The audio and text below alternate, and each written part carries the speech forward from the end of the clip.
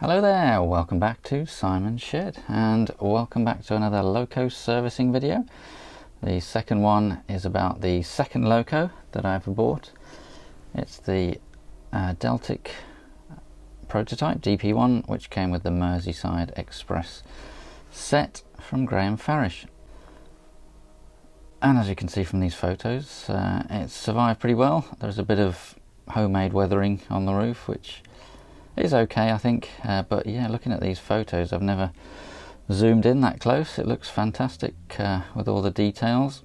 You may have spotted, however, that there is a buffer missing and that there are no couplings. So let's take a look. And what we've got is some buffers, a new chip for it, and some bogie frames, because you can see there is no coupling on the front bogie, or indeed either of the bogies, because they kind of vanished.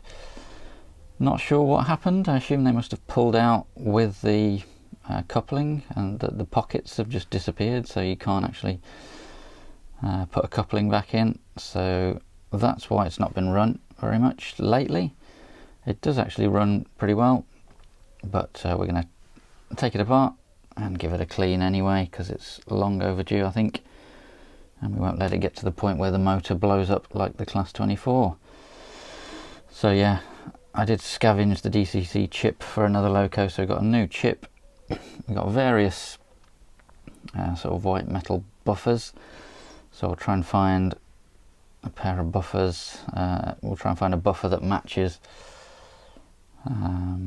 the ones on there, and we've bought from Bachmann some new bogie frames with the pockets, so we'll fit those as well. But first we need to get the model apart.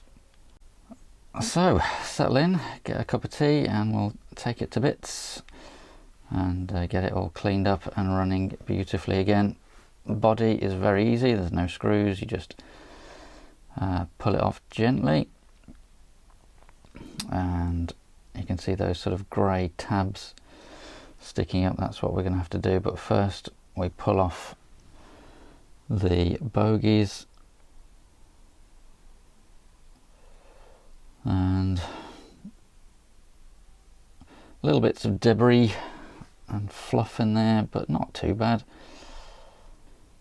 So just used a plastic tool to lift up those light grey tabs to sort of separate the underframe part from the main sort of chassis. I think at least one of those did have a little split in it, so I may have to replace the underframe at some point, but it seems to be holding on pretty well at the moment, so you can't really see the damage once the body's back on and it's all holding together nicely. But gently prise all of those tabs up, and we'll get that separated from the main chassis. And then we've got on the chassis itself, we've got a couple of C-clips, but first we're going to do take the 4 screws off for the logic board on top, because it won't come apart otherwise.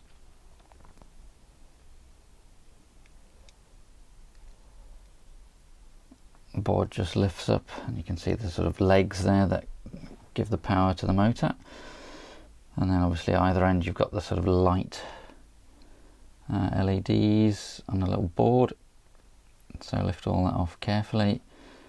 That's all working fine. Just worth giving those legs a gentle clean up, as they are a little bit fragile, so be careful with those. And we're on to the main chassis. on the top there's two sort of C-clips. There's actually a hole there which on the Class 24 had a screw in it and a little retaining sort of nut. Surprised to see that there wasn't actually one there on the Deltic, so I assume it's meant to be like that, but yeah, we'll just prise the clip. There it goes. It landed about 3 miles away, and off the second one comes.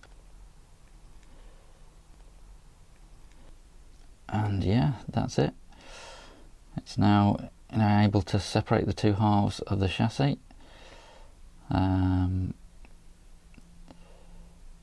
Give everything a good clean. I did most of the cleaning up off camera because I don't want to make you watch all of that. Not particularly interesting, but there's the innards. I will mention it again later in the video, but when you put things back, make sure those dog bones are perfectly straight. If they're not, something's gone wrong and it won't run properly. Everything has to be pushed right in and perfectly sort of horizontal. But yeah, as I say, we'll come back to that because this wasn't the only time I disassembled the model. So we got the worm gears. Again, not too bad really. Gave those a good clean up off camera. So back to the bogies, and the bogie frames just simply unclip like that. I knew that. No, I didn't. Thanks to Mark Ireland of the Piddle in the Marsh channel. In the Class 24 video he mentioned that it would have been a bit easier if I'd have just unclipped the bogie frames, and they come off very easily, so thanks for that, Mark. Lesson learned there, and yeah, very much needed to do that for this one because those old bogie frames are going in the bin because they're no use without the pockets. So I spent quite a long time with tweezers just cleaning off the little gaps down the side of the gears and the wheels and getting all the bits of static grass and things that have accumulated in there. As I say, it wasn't too bad, but definitely needed doing. Here's our new bogie frames. They come with Rapido couplings, but we'll swap those out. It's just mainly the little black pockets that you can see there that I wanted them for. Fitting those is pretty much as easy as taking them off. You just slide one end in first and just push it down and it just clips in. Easy as that. He says, taking 2 attempts to do it.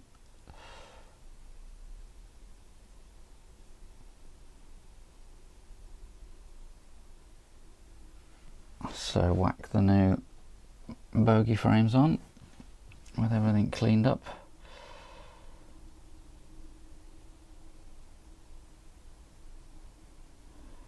There's a bit of a knack to it, but don't want to cut too much out of the video and make it look too easy and give you the wrong impression. It was fairly straightforward, as I say, apart from having to disassemble it again and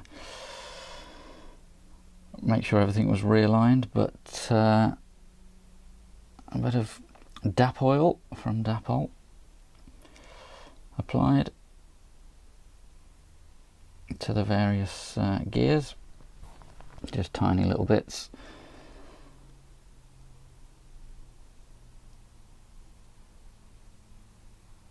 To get everything running smoothly again.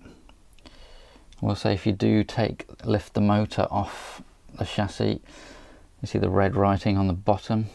Make sure that goes back on the bottom when you put it back in.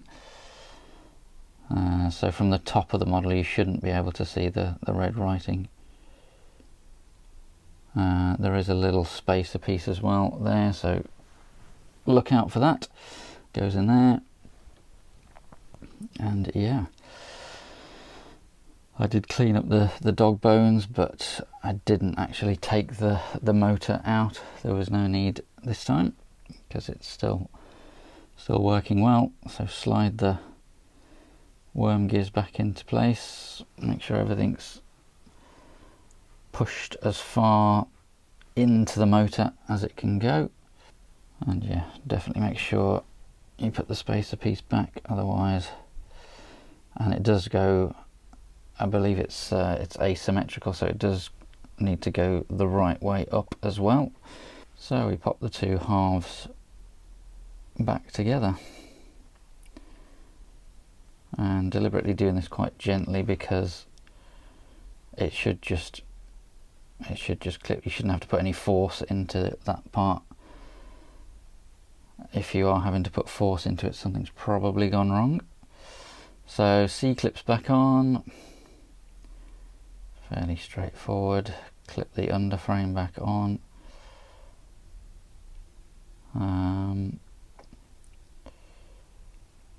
Did end up bending this quite alarmingly to get it back on, but it seemed to, there you go, it seemed to survive.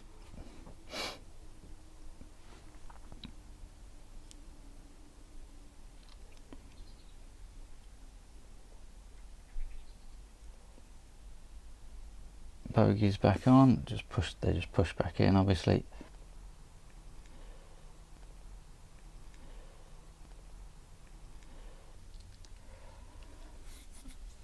And place the board back on. Just clip the LED boards back into their slots and fiddle with the tiny little screws on the boards.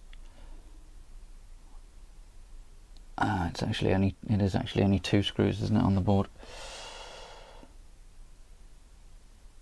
So yeah, arrange the wires neatly, get them as low as you can, because there's sort of a cab piece that has to go on top of the wires, but there are little slots for the LED boards, and it was useful having the video to go back and make sure where those wires actually went. They do go under those cab pieces.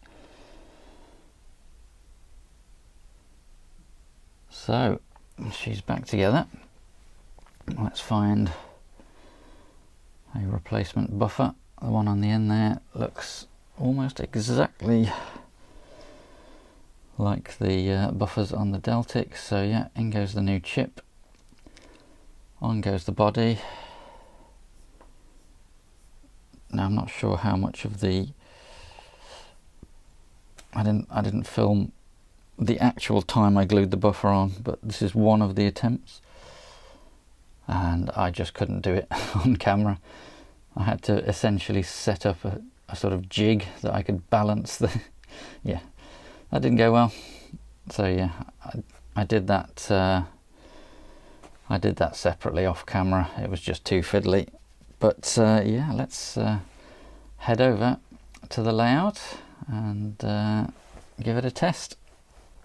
Here we are, back on the track, and she's running half an hour each way just to get it all run back in. A slight confession, I did have to take it all apart again. Unfortunately, it just wasn't running very well at all. Took the body off and actually took the grey sort of sole bar off, and it started to run better. So it's obviously something squeezing something inside that was just running very slowly and jerkily. So yeah, the lesson is those worm gears need to be pushed right in and as far back as possible, because the shaft was ever so slightly out of alignment, and it was obviously rubbing against the side of the metal chassis and just slowing it down. So yeah, fix that, put it back together, and well, let's give it a run. So yeah, she hasn't run this smoothly for a while. That's the slow speed performance.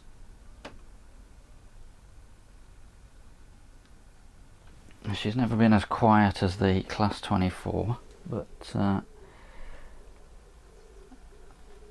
Kind of makes a noise that almost sounds kind of diesel engine-ish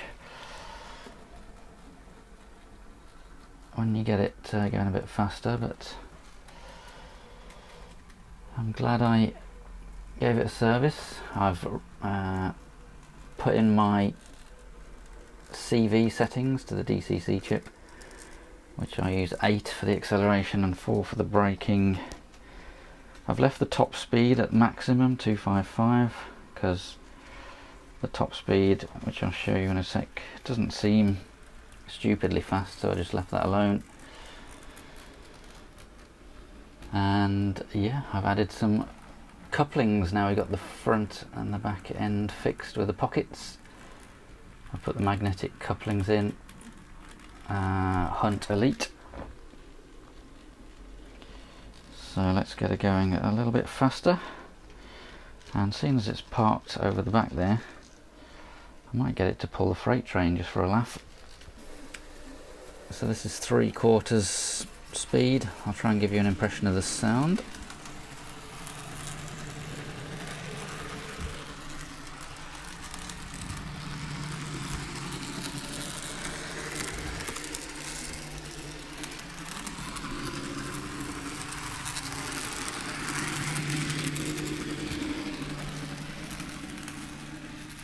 So a little bit noisy, that is with the microphone right next to the loco. But it's not an unpleasant noise. This is a top speed run.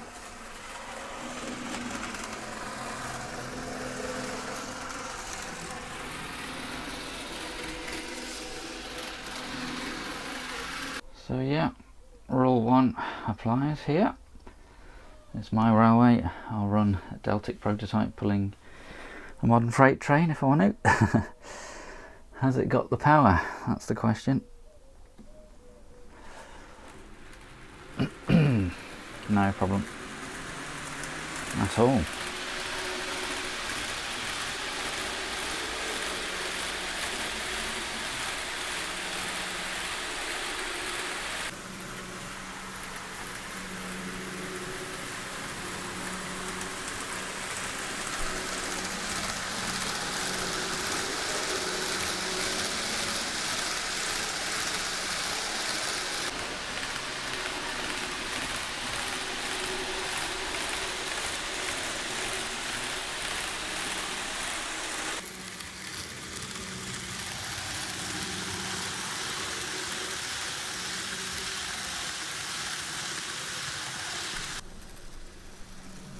So Deltic Prototype DP1 is back up and running, back up to speed and fully serviced. So thanks very much for watching, and please like and subscribe, and I'll see you soon.